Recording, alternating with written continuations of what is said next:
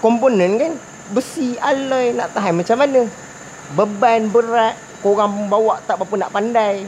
Bukan tak pandai, cuma cara kita. Anak kita dapat kereta, kita ajar cara bawa. Tayar bergerak pusing, elok-elok. Lepas U-turn jangan terus tekan minyak, nanti driveshaft cepat rosak.